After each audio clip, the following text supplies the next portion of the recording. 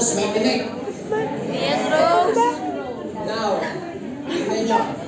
Huwag na kayong makialam ng drawing. Kaya masyado kayo. I-appreciate nyo na lang nakapag-drawing ako. Lumalabas tuloy kung nasa positive kayo, nasa negative. Masyado kang seryoso sa buhay. Ngayon, ano ba titingnan nyo? Masaya ka na yung tinik may bulaklak. O bad trip ka, yung bulaklak may tinik. Nasa sa inyo kung paano yung titingnan. Now, the same thing with your life right now. Always remember this. Wala naman umangat ng sobra na hindi bumaba ng sobra. Kung mas malala pinagdadaanan mo, tinitrain ka para sa sobrang gandang buhay na nag-aantay sa iyo. Kung meron kang kakabahan, pag sobrang dali ang nangyayari sa'yo. Tama. Bakit? Walang tiwala sa'yo nasa taas. Teka lang, kawawa naman to. Dali na lang natin, hindi niyan kaya.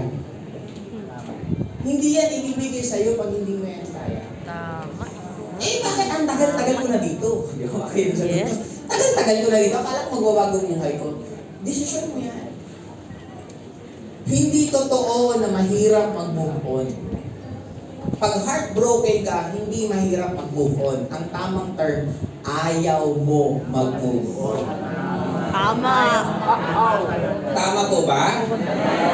Nag-break kayo, nasaktan ka, pupunta ka pa sa pinupuntahan nyo.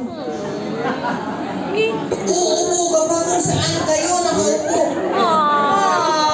I-play mo pa yung music ninyong dalawa. Habang tumutugtog, tinitingnan, inaalala.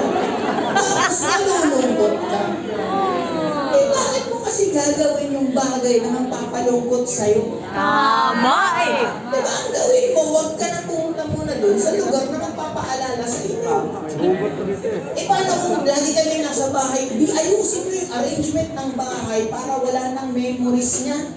Tama. Yung sopa mo, ilagay mo sa CR.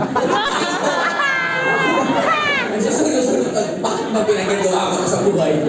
At least nakalimutan mo. We have the power to change our situation if gugustuhin ng kalagayan. Yes! Kaya lang, mas masarap kasi magturo eh. Mas masarap manising.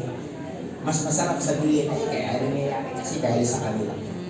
Kaya yan nangyayari dahil sa'yo. Kung magbabago man yan dahil Sa'yo.